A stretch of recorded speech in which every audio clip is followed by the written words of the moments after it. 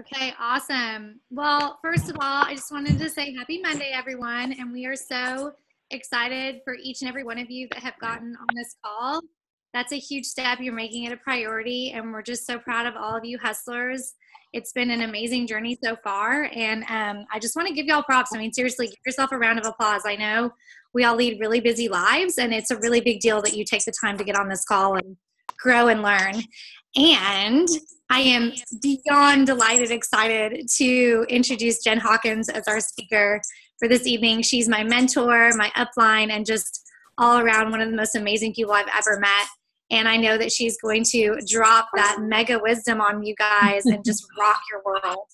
So, and Jen, you're talking tonight about the bigger picture. That's right. Okay. So the bigger picture when you're going along your journey. And I think that even for me, I really need that because I tend to be really goal driven and the next goal. And I forget that at Diamond, it's going to look different than Senior Ruby. And what do I need that to look like? So I'm super, super pumped for this and so excited to hear from you, Jen. All right. Thanks for having me. So you guys, I got to be honest, when Rachel asked me to do this and who the audience was, I was like, I don't know what I can offer that you guys haven't heard. And I went into your page, amazing page. The leaders who are posting in there and challenging you are amazing. They're giving you awesome things. So I'm thinking, what more can I give? And so last night, it kind of dawned on me where I wanted to go with it tonight. But before I go there, I just want to briefly tell you a little bit about myself and my journey. Not long, because most of you probably already heard it. But I'm a Diamond and Emerald Ambassador with Plexus. And really what started as a way, I just wanted to lose baby weight. That was what got me into Plexus. And then it quickly turned into, this is an amazing business opportunity. And my husband says, if you can make $1,000 a month, then you can stay home with your babies. It was actually only one baby at the time. And now we're on number 3. I'm almost 38 weeks pregnant. So if I'm out of breath, there's my disclaimer. That's why. But he says, you can stay home with our babies if you can make $1,000 a month. So that was my next why. I had no idea that through Plexus, I would be able to change the course of our family's financial future, retire my husband. We would be able to give abundantly, like beyond our wildest dreams. And gosh, like one of my favorite things that I kind of talk about in my Plexus journey is that even if it's the tiniest, teensiest little part I've had in so many stories, thousands of people's lives have changed, and I might have the tiniest piece in that story because I decided to share, and how much joy that brings me.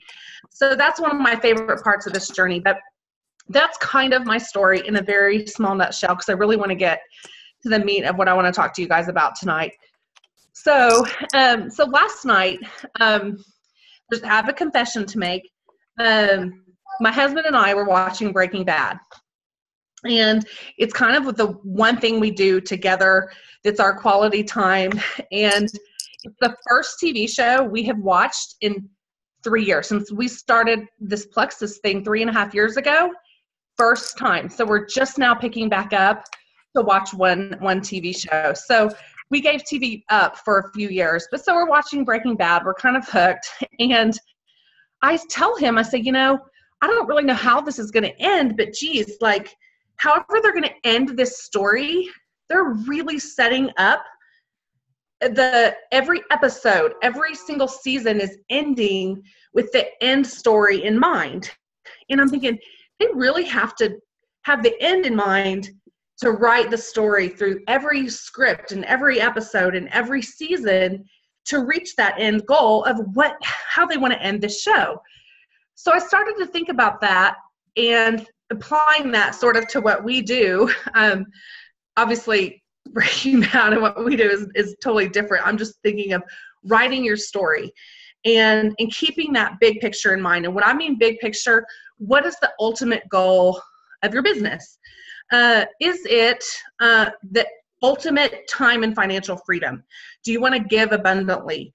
Do you want to be able to provide a way for your spouse to do something that they've never dreamed of. Maybe they want to start a new business and you want to be able to provide a way for that. What does that ultimate goal look like? I know you're in this Hawaii Hustler group. You're getting tons of great coaching and daily challenges, and you're thinking Hawaii. You're thinking Lexus. I want you to think bigger picture. Ultimate goal. What does ultimate financial and time freedom look like for you? So for me, I will tell you that this sounds kind of funny, but I want to work my way out of a job, not out of a paycheck. I want to work my way out of a job, meaning I want to create a legacy. I want to create an organization that will grow despite me. I want them to grow and not need me. And that is the ultimate time freedom. So what are the pieces that looks like? For instance, like I'm about to have a baby and I want to be able to take some time off and really create my own maternity leave. And I want to be able to do that. And there's a really good chance I'm going to take this knee to have this baby. And there's a really good chance my business is going to keep growing because of what I've already got in place and these amazing leaders that I have on my team. So you're thinking end goal. What does that look like? So you're writing every single day, every goal, breaking it down into daily tasks, monthly goals, then your annual goals, and everything feeds into what that ultimate goal looks like, okay? So some of those features of what that is going to be are, I'm going to hit some of these. How much time do I have, Rachel? You don't have to tell me. Okay, I think I'm good at it. Okay. Like we usually take about an hour and in total, and then you could do like 45, 50 minutes question and answer. I mean. Okay. Well, I think I'll have enough time to do all that. I just want to respect your time. So okay. Number one, commitment. And I would imagine you're in this Hawaii Hustlers group. All of you have some level of commitment that's pretty great. But I really want you to examine that. Your commitment level is going to determine your destiny in Plexus. What does that end goal look like? And your commitment level is going to determine that. So what does your calendar look like? Your calendar will reflect your commitment level. Do you have a time constraint on your commitment level? Commitment has no time constraints. It is, I will do this for however long that it takes to get me here. Not, I'm going to do this for 6 months and see where it is. That's not the way it works. And people will have it backwards. They think success will come. I will commit when I see it work for me. I will commit when I see this business turning, whenever I start getting a paycheck. It doesn't work that way. You commit and then the success comes. Okay, so your commitment level, and really analyze how committed are you? Do you have an exit strategy? Are you already thinking, trying to make excuses for why you're going to back out, why it's not working? Are you already thinking, oh gosh, I'm making this story up in my mind for why it didn't work? No, create yourself an artificial no exit strategy. There's no exit. You're in this for however long that it takes. Okay, the next one, we talk a lot about belief, and I am so huge on belief. I'm really big on helping your new ambassadors create belief, build belief from the get-go. So belief in our products, belief in themselves, belief in our company, belief in our opportunity. So you have to be constantly building your belief. You need to have unshakable belief, but it is your job to help build that belief in your team members. IPA, I'm not going to talk a lot about IPA. I'm sure you guys are hammered with IPA all the time. You know what that is. Those are the daily tasks that you are doing to reach every single goal that you have. Your short-term goals, long-term goals, and then the ultimate goal. IPA is what's going to make it happen for you. But I want to go on to the next point that I have. It's creating leaders, not followers. And you can get into this trap as your team is growing where you get asked questions and they need you, and you think, you know, it's easier for me to just do it than to show them how to do it, or to empower them to do it, empower them to lead their team.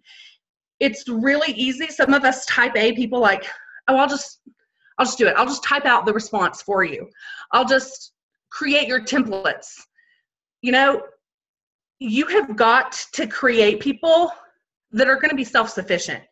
Helen McFadden said this from stage convention in Dallas, and I was backstage waiting to go on, and she said this, and I'm surprised nobody heard me out front cheering, because she said, the most successful ambassadors are the most self-sufficient ones. Are you self-sufficient? Are you waiting for your upline to spoon feed you, or are you spoon feeding? Because if you're trying to get ultimate time freedom and create the kind of organization that will grow despite you, despite that, if you want to take your family to the beach for 2 months and check in every once in a while, how's everybody doing? Okay, I'm back to my family. You cannot have a team that you're managing in management mode. You must create self-sufficient ambassadors and leaders. And you don't do that by spoon feeding and dragging people along. A lot of that comes from prospecting the right people that have the go-getter attitude. They're self-sufficient already. They take responsibility. They don't get caught up in the blame game. I'm going to blame everyone else for my successes or my failures. You take responsibility. So a lot of that is how you prospect, and you're getting the right people on your team from the get-go, and then you can develop that even further.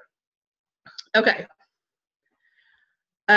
Don't get comfortable and fall back into management mode. So that kind of goes along with the creating leaders. But I have heard leaders get where they get to Emerald and they're like, I made it. I'm here. I'm done. And they sit back, they manage their team, they stop doing IPA, and guess what? Halt. Major halt in their business. It stops growing. They think because they've gotten to this level, they have the momentum. That's not the case. And there's an industry standard. A third are working the business, a third are on their way out the door, and you've got to be bringing a third in. So if you stop, that third that you need to be bringing in, they're not coming in because you're not doing your own activity. So please, please, please don't make that mistake. And you guys are pushing for Emerald, you're pushing to get to Hawaii, you're pushing. Don't make the mistake and stop working your business and go into management mode, because your business will halt. Okay. Personal development and leadership development.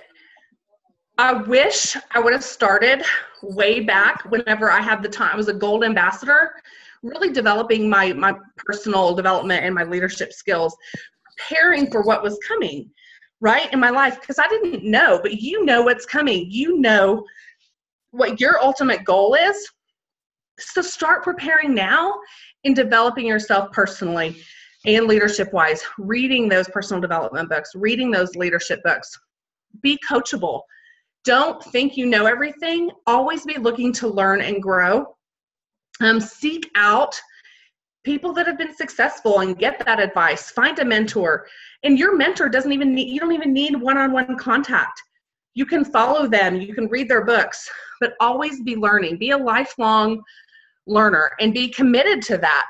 And that will take you all the way through your journey. I'm still learning, you guys. I'm learning from people in my downline, people in my upline, people that don't even know I exist. I'm learning from. Be committed to that learning and to that personal development. Okay. Let's see, what else do I have? Balance. This is really hard, especially when you're in grow, go mode and trying to keep some momentum for yourself. You'll burn out if you don't take some time for you and your family. I think boundaries are really important. My next book that I'm reading is The Best Yes, because you can't say yes to everything. And as you're growing, there's going to be more demands on you and your schedule, and you got to get your priorities straight. Who's most important? So your family, then you're going to have to say no to some things. And some things just, you can't do it all, right? So have some balance, learn how to say no, because that's where you're headed, because you're all going to be in these leadership positions with large teams, okay? The Best Yes. That's the book that's on my list next. When it comes to balance and being able to say no and really knowing what to say yes and no to. So consider that too as you grow and you have a big team. I'm talking really fast, I can tell, because I'm out of breath. That's actually all I had. I thought I would talk longer than that. So I just want I want to close this and then we'll go to Q&A. As you're thinking of the big picture, think about what your ultimate goal is. What does that look like? Back into it to write your daily story, your monthly story, your goals, and they should all align and point to this ultimate goal. And be flexible on that. And what I mean by that is, hey, I set forth this plan of action. That didn't work very well. I went and did a booth at a bridal fair. Didn't work for me. I'm going to reevaluate. Am I going to do that again? Revise. And you're always looking to be better, okay? So if you do this, keeping the big picture in mind, setting up your daily, weekly, monthly goals and tasks, then the Hawaii will happen, the Lexus will happen, Sapphire will happen, Diamond will happen, and that ultimate goal of whatever that looks like for you for financial and time freedom will happen. Whew, oh my gosh. I know, Jen, you ask me a question. I need to breathe. Yeah, you had plenty of time, love. I mean, you're good. That was fast. You're awesome. I thought I'd talk a little bit longer and all that, but I didn't. So you guys have some questions for me? Can end a little early, maybe. Oh, I'm sure we have good questions. Let's see. Okay, who has questions for Jen? That was amazing, by the way. I needed to hear a lot of that. I don't know about y'all, but that was good convicting information mixed with reminders, mixed with just why haven't I been doing that, So thank you. Yeah, of course. Hey, So there's some questions in the chat if you want to. Oh, sorry. I will back up. Okay, so do you want me to go through these questions? Let's see. Okay, Natalie says, do you do a lot of online events, booths, or what is your main source of customers? So I'm going to back you up to a little bit earlier in my journey. I did not do a lot of booths. I did one booth. Didn't turn out much for me. That doesn't mean that they can't be a good resource. It's just something that I've never really pursued. My customers, my team members, all of that has really come from my personal relationships. Current personal relationships, my current network, building new relationships, chatting with people, finding out how Plexus can help them. There's not been anything specific that I've done other than just focusing on my relationships to grow my customer base and my team. I did one booth and it didn't work out for me. Again, and I'm not saying don't do it. If it's a reasonable investment, I say why not? Because it could. I think there's a Ted and Angie Thompson, they're diamond, or she's a diamond and he's a sapphire, I think. They learned about Plexus at a booth. So you never know. Let's see. Okay, Laura Everest. Do you spend more time with your team in building, or do you still prospect for customers just as much? At my level, when again, my relationships come to me and we talk about the products and they are my customers. But most of my time is spent on my runners, big picture, strategy, that kind of stuff at my level. It's not really pursuing customers because so many people still really need me for training and developing them. So my business is better served if I help my team grow their businesses, if that makes sense. But that's where I'm at right now. I think that I probably, all the way really up through Emerald, I was still really focused on customers and getting new customers. And after that, my team just got to be so big that you just can't do it all. So hope that helps. Okay, Amy Hayes. How are you keeping your customers from being through with the company because of shipping? You know, I mean, honestly, there's been some that I've lost, but I have done everything within my power and financially to say, you know, I've got my own stock. Hey, can I send you something? And I haven't lost a whole lot of people because of it. But just be genuine and sincere and tell them, hey, this is not the norm. We will get past this. If somebody wants the products bad enough, they'll stick through this time with us. Otherwise, it could be just an excuse that they need an out and they don't really want to commit to the products. Let's see what's next. I'm trying to scroll here. Oh, can you share again the books you're reading? My next book is The Best Yes, but the books that I'm always reading, I kind of always pick up and go from John Maxwell. Failing Forward is a great one. Lots of great stuff in there. This is one that I love. Hang on one second, let me grab it.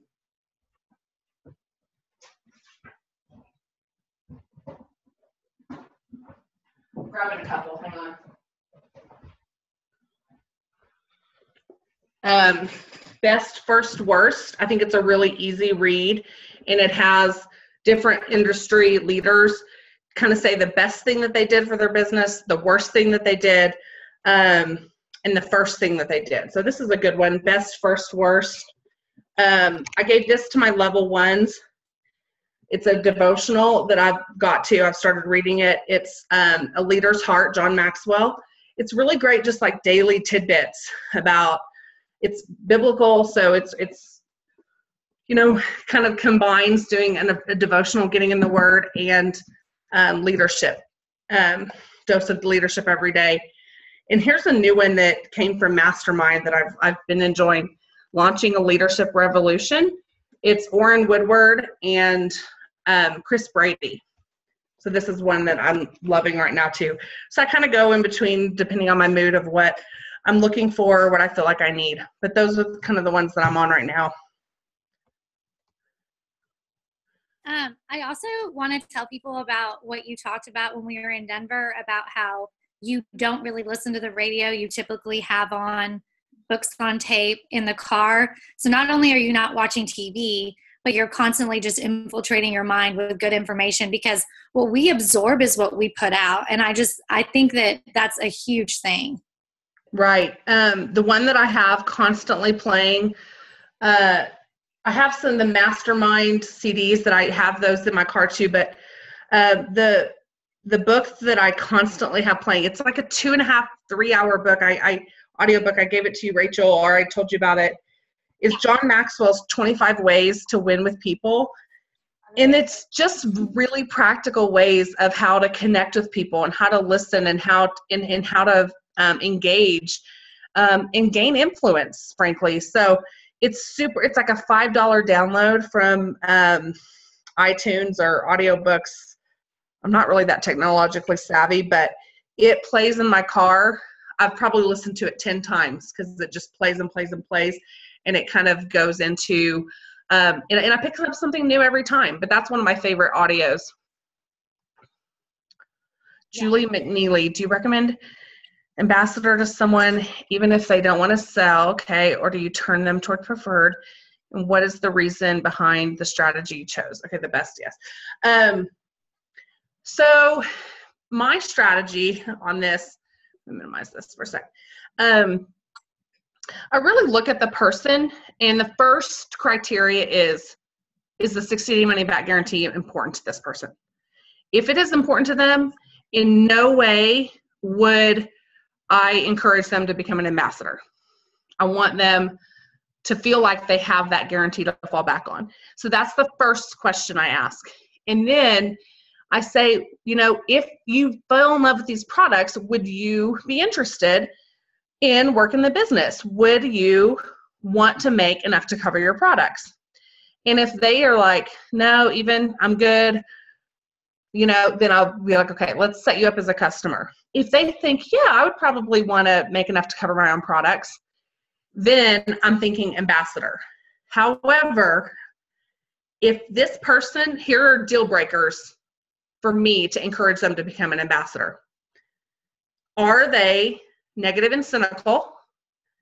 Are they, do they not have maybe any influence? Are they not likable?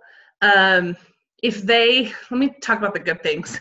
If this person is likable, they have a good attitude, they have a good influence in their network, they're glass half full kind of people, that's the kind of person that if they say, yeah, I'd probably share with some people and want to make enough to cover my own products, or yeah, I'd work the business, then definitely I would encourage them to become an ambassador first, if the 60-day money back guarantee isn't important to them.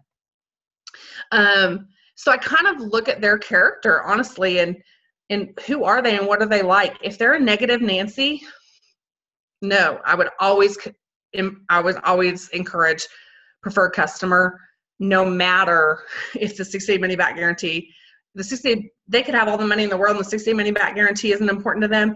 But if they're a negative Nancy, I want you to start as a customer. So I just kind of look at them and their character really to see how I kind of want to encourage or how I want to pitch it, how I want to encourage them to do it. So I hope that helps. I don't know. It's more about getting to know them and knowing what kind of person they are. If they have, but here's another thing. Let me tell you, I have this wonderful friend. She's not listening, and she probably wouldn't listen. She's on my team. A friend of mine from high school. She checks every single box of what would make an amazing ambassador. Everything. She's well-liked, very well-networked.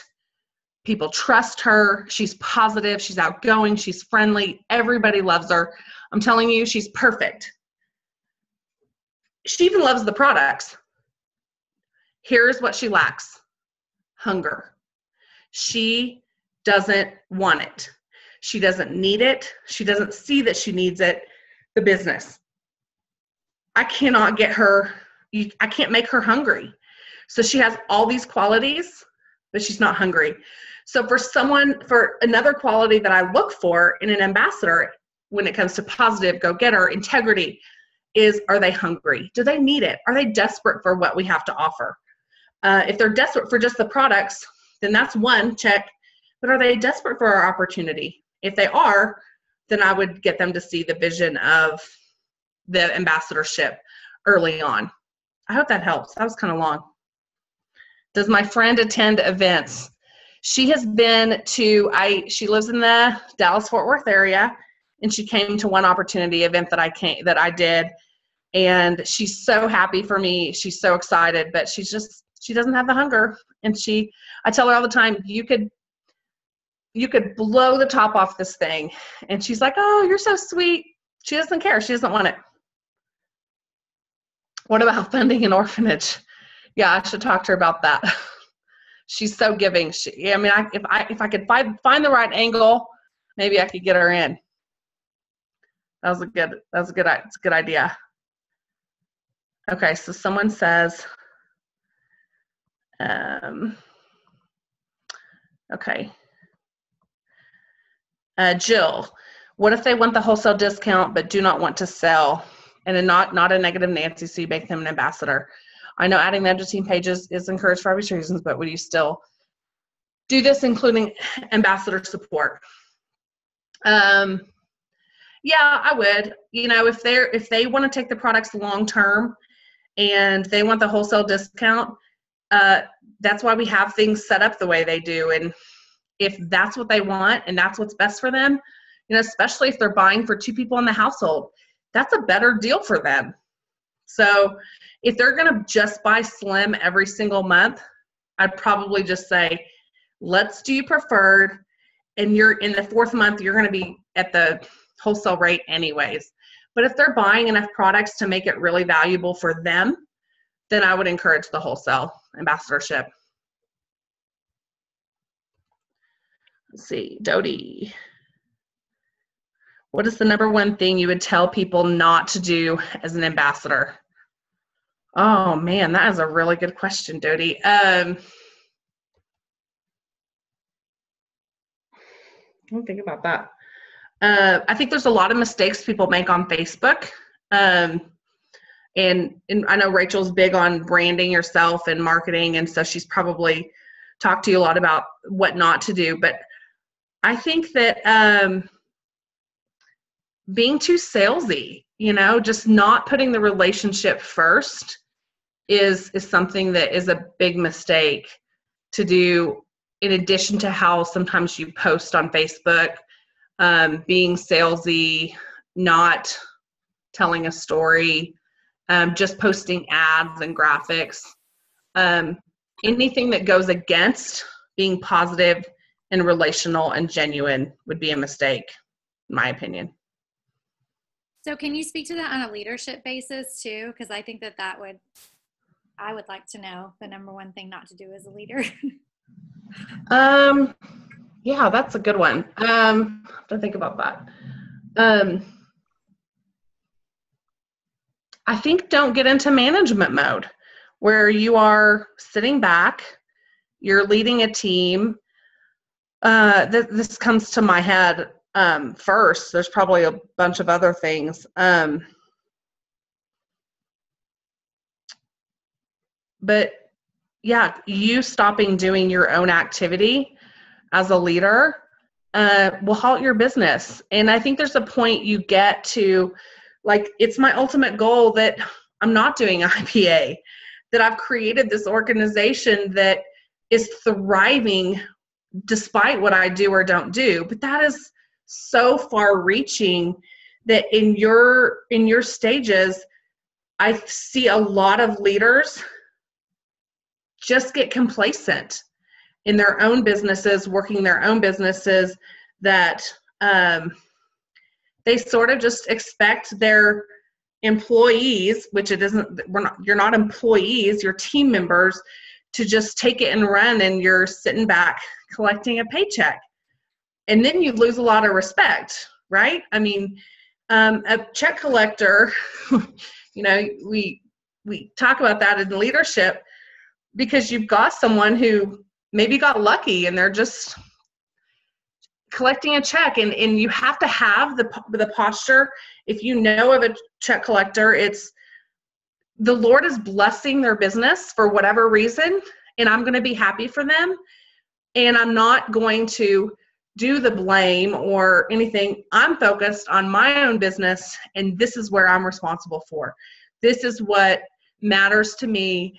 Blinders on. I don't care what that person does, and continuing to work your business. But that's a really good question. I'm going to actually think more about that and see what else. Thanks. Mm-hmm. Oh, we have more questions. Yay. Your team is asking, oh wait, as far as helping with your profit. Okay. As far as helping with your profit, if they aren't selling, is it more profitable for you to sign them as an ambassador, or is there a difference? If they aren't selling, then I would rather have them as a preferred customer in the short term. But there are times where, points are really valuable. And if you're pushing in that last 15 points to get you to Emerald, in that sense, points are going to be more valuable than an $18 preferred customer bonus. So have a great customer base and know that when it's time, you can maybe convert some of those people. So many of us leaders signed up with no intention to sell.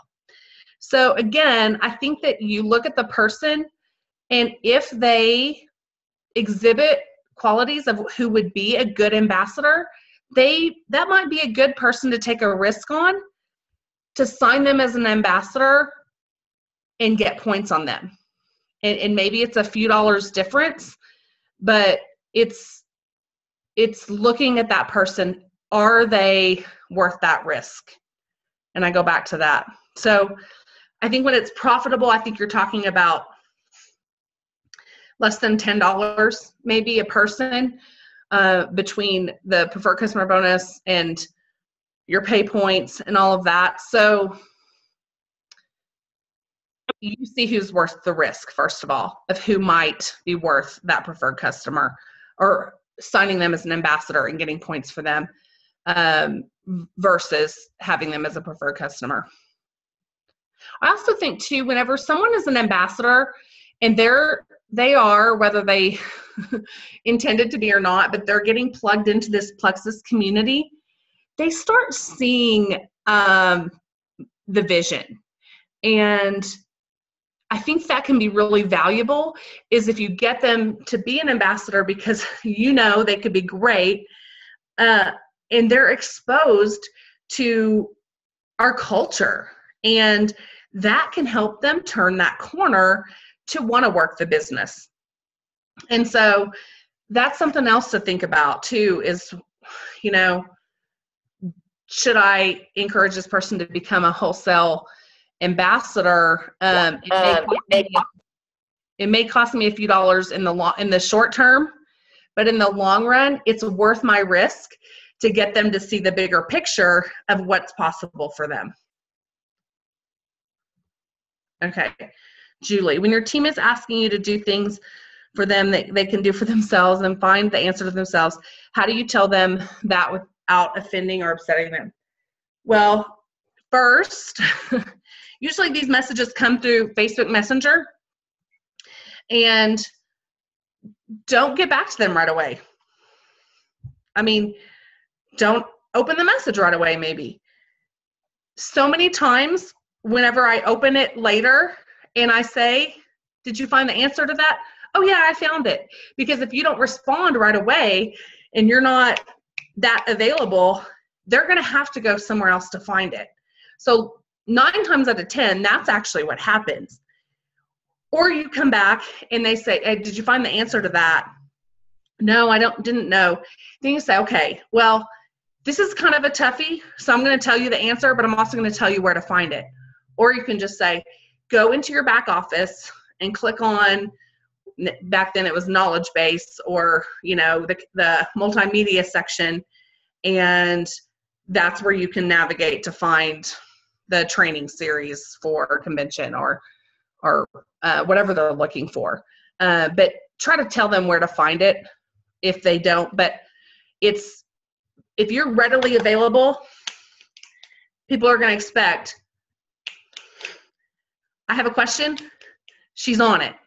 And you can't be that available to everybody. So give them some time to go and find the answer for themselves. But always whenever you're giving them the answer, you can either give it to them and tell them where to find it, or just go tell them where to find it. And hopefully you're training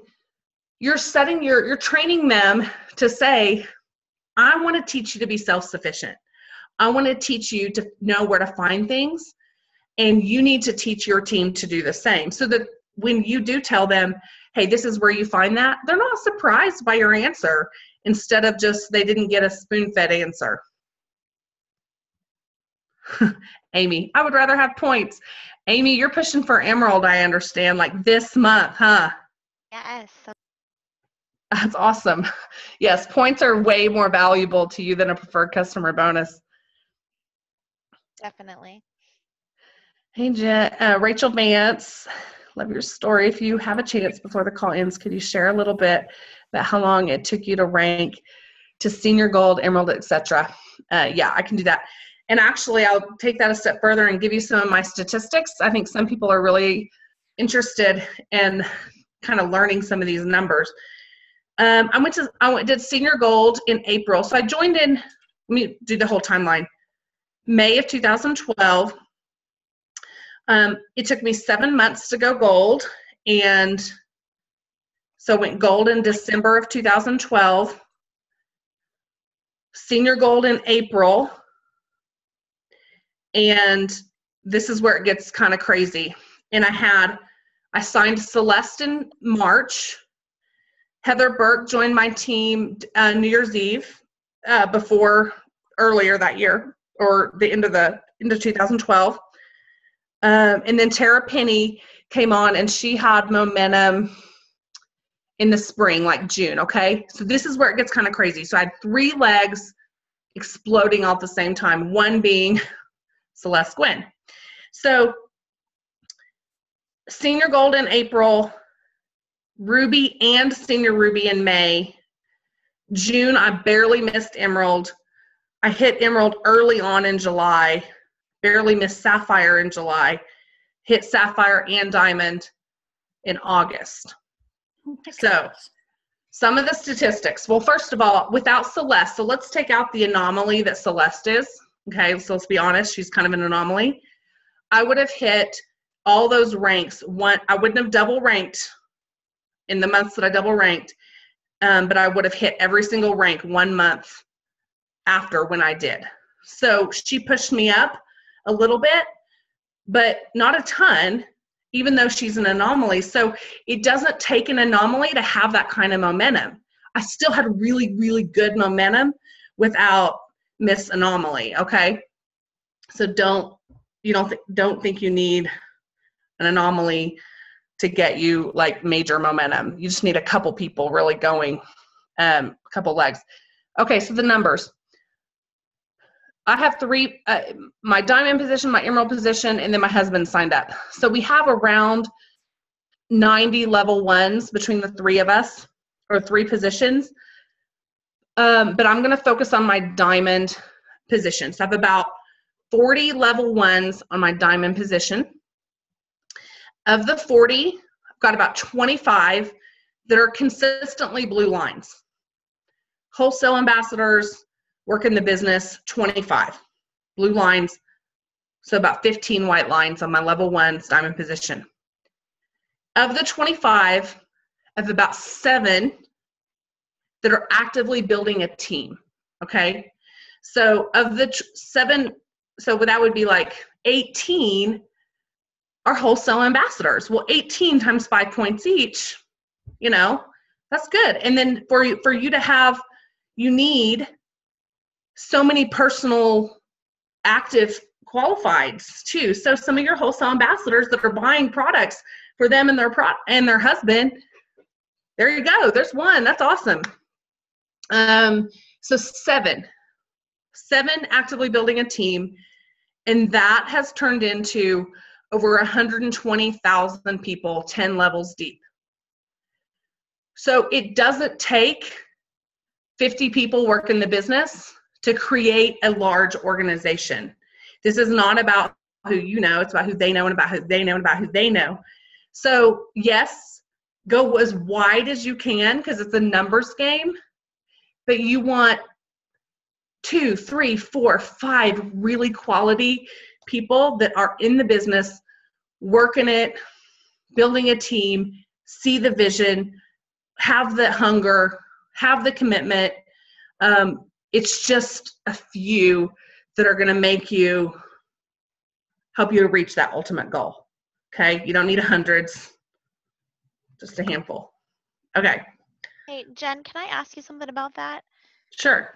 Did you do something like specific to get those 7? Like, I have so many level 1s, but you know, I have an amazing, amazing team. I love it. But sometimes I feel like, man, am I missing something to give them to be, you know, an anomaly or whatever, or one of your 7? Like, how did you do anything special to those 7, for those 7? You know, I mean, I recognized their commitment and their hunger, and they had those pieces. So that's where I considered them a runner. And I'm like, let's do this together. And we partnered, and we worked together. I mean, now I've got a few jewels that they're off and running. They're on their own. They're great. That is the ultimate goal, is to create that kind of leg. But then I have these other 3 or 4 that I'm working on helping them get to Ruby, senior Ruby, you know, and so on and so forth. But they have the hunger. You can't create that hunger in them. So if you're people that you're having a hard time getting them to see the vision and work the business, then they may eventually see it on their own, but you can't create that hunger in them. You want to go find someone who does have the hunger, and that can take time. So I have one of she's senior Ruby, level 1 senior Ruby, and it took her about a year to decide she wanted to work the business. She was either a wholesale ambassador or she was white lined for about a year, and now she's senior Ruby. So I knew that when the timing was right for her, she knew that I was there for her, and we were going to do it. Oh, thank you. That's awesome. Let's see. I'm trying to go back here.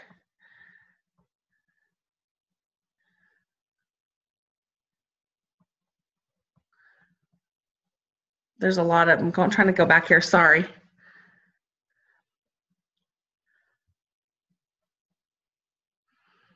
Okay, Natalie, I have a few ambassadors who get excited, sign on, and then get to calls or events and start asking about leaders who don't look healthy. I tell them we are all starting in different places. How do you answer these questions? That's exactly right. I'm like, you don't know where they started from. And we're all on different journeys. And what is your goals? But it comes down to, I'm super, super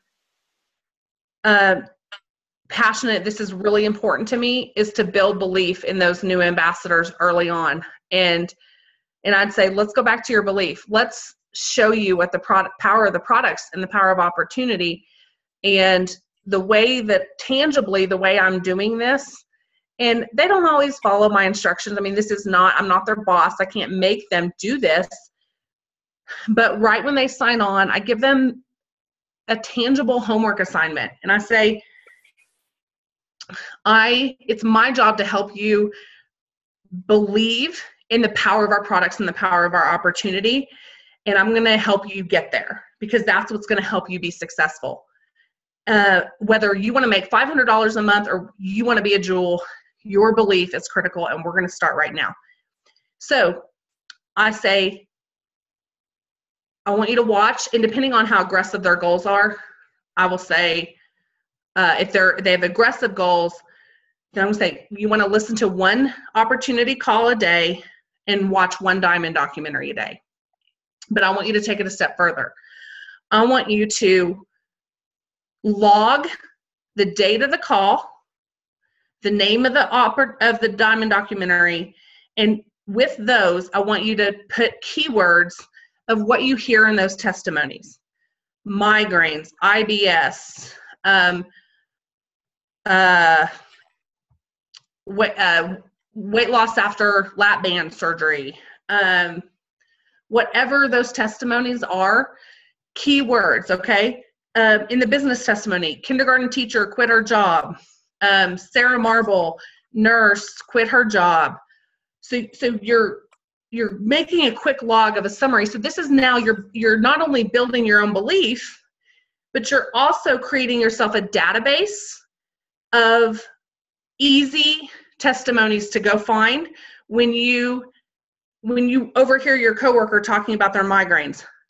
I know here's an opportunity to call. You can message them and said, I heard you talking about your migraines. I would love to see if Plexus could help you with yours. Check out this testimony. It's pretty amazing stuff.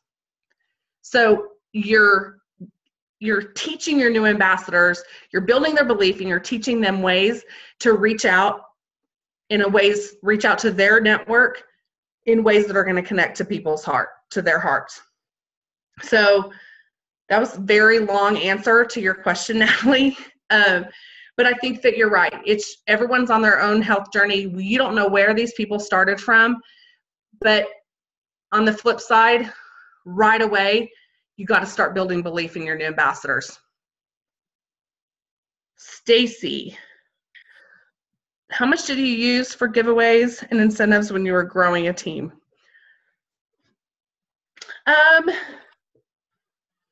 Early on, when I didn't have a big budget to be able to invest back into my team for incentives and stuff, I did a lot of product and business building kind of prizes. I still like to use the 7-day challenges. That helps my PV, where I buy 7-day challenges and I give them to them as ways to grow their business. So my husband is always, he's very budget conscious. But he also sees the value in reinvesting in your business, that this is an investment. And so he always gave me a little bit of a budget to put back into my business, couple $100 a month. And so that might be product, that might be $100 drawing. So it was probably a couple $100 a month that I would invest back in my business and giveaways and incentives early on. Now I do quite a bit more, because I can, and I want to create this team culture where people are appreciated and excited, and bring Rachel Wagner out for a photo shoot contest and that kind of stuff. So fun things like that. They work. I think that people can feel how much you're pouring into them and the gifts that you're giving and the generosity. And I know all the girls that got to spend time with you. See, I really think the value is the time spent with you. The photo shoot was fabulous and all that, but it's the time that you get with your leaders and the time that you get with your mentors, because that's what really helps you grow, those conversations. And I've been seeing people do like retreats and stuff as incentives. And we've actually talked about that, Amy, right? And the girls on this page, we've talked about really incentivizing our team for little retreats or weekend getaways or things like that, to where it's more about the time spent, because I feel like there's so much value in that. Mm-hmm. You taught me that. Well, I think you're right. I'm doing it on a big scale, making a big to-do of it. But the first couple trips where the girls came out, they went back to their little hometown Nebraska towns, and they had an incentive and a contest, like, come get a pedicure with me. And it was an experience, but it was also that quality time with their sponsor or their leader. And it did motivate them even more. So it doesn't have to be get on a plane and come see me.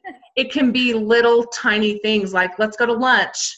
Let's go get a pedicure or whatever that looks like.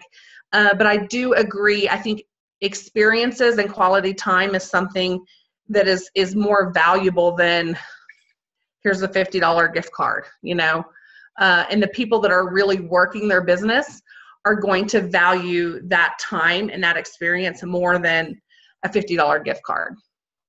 For sure. And the other thing I've been doing that you taught me is, it's the time thing, but like when my ambassadors go gold and they're local, take them out to lunch, or senior gold, take them out to lunch and spend some time, and then go shopping for the Kendra Scott earrings that, I wanted to gift them with. But it's an experience. And we had someone from Kendra Scott sign up on our team because they were like, you keep coming here and getting prizes. Like, I remember that.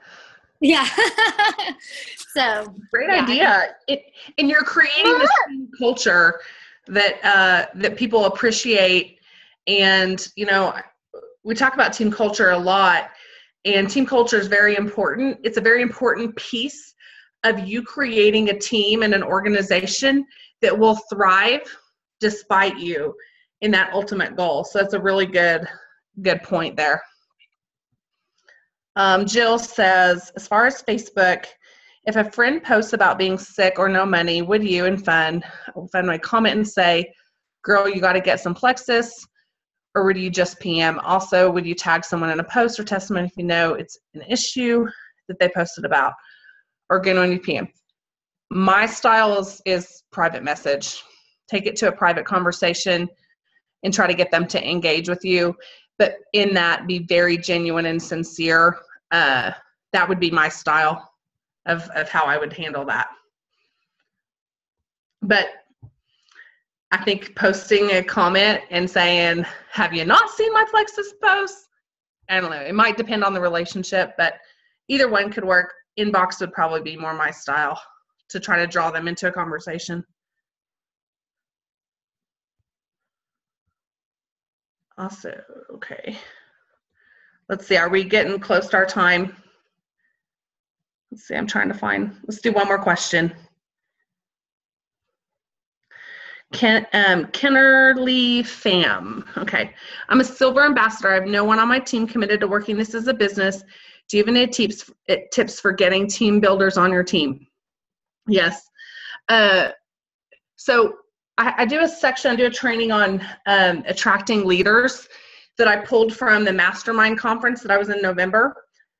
Let me see, let me grab my notes. I actually just did this last night, so I had them handy. To attract leaders and people that want to work the business. This is twofold. People that want to work the business, I go back to the hunger. People who need it. Do they need our products? Do they need our opportunity? That is the kind of person you're looking for. Someone who can really fall in love with the products, but they also really need this business opportunity. So there's one. But then you're trying to attract leaders, and you do that by being the kind of leader, being the kind of ambassador, being bold, being confident, having integrity, helping other people, being genuine and sincere. It all starts with you, and you will attract what you are. So be the kind of person that you want on your team. Be that go-getter. And those are the kind of people that will draw to you if you are if you're exhibiting that kind of character. Let's see, what else do I have in my notes here? I got a couple pages, but this is from John Addison from this mastermind conference, and I like this section too. He says, success is a marathon. You got to embrace the adversity, embrace the toughness, and fight. You're either a victor or a victim. So fight, be bold. He says, and I love this because I think it goes so well with Plexus and what we have to offer. I mean, we offer hope to people. And he says, the greatest honor you have is to fight for a worthy cause. And do you believe, do you portray, is your brand, is your personality, is your passion overflowing that Plexus is a cause? It's not, they're not products, they are hope. They can change people's lives. And are you being that confident? Are you exuding that kind of message? Because that is kind of the way you would need to be able to attract those kind of people that are like, I get it, that this is more than just you trying to sell something to me. This is about a cause. So he talked about that. Here's another one, and then I'll close up because I didn't intend to go down this road, but it's good stuff. The power of association and disassociation. Our Destination Diamond call today was a lot about this, and who's in your inner circle, and do you have people in your inner circle who are tearing you down, or are they building you up? Everybody in your inner circle does not need to be Plexus people, but they need to be supportive. And if you have people in your inner circle that are pouring water on your Plexus flame that you are excited about, you might need to do some rearranging, because the people in your inner circle, they can either drive and dictate your mindset, or they will drive and dictate your mindset. So you need to have in your inner circle people that will support you, encourage you, and lift you up and not tear you down.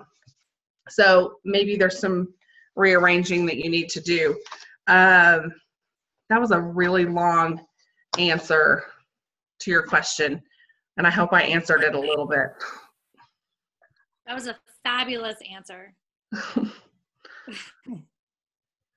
Okay, I think. Can I say something? Yeah. Amy Hayes wrote, "What if that person is your husband?" Can I just tell you a quick story, Amy? That person was my husband for like a year and a half, seriously. And he went with me to the leaders retreat for the first time.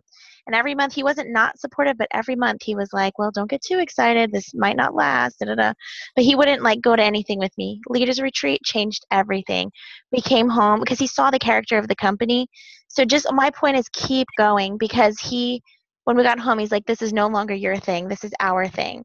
And then last week, we were looking and like just planning our future and stuff. And I should hit Emerald this week, actually. So he actually sat on the couch, and he's Mr. Logical Numbers man about everything. And he said, this literally is a dream come true. He's like, I can't believe that. I've always wanted a family economy. I just never dreamed it would be this. And so he's been so supportive. So don't give up. You just respect him. That's the thing, is when I'm actually sitting in a pile of laundry as we do this call, seriously.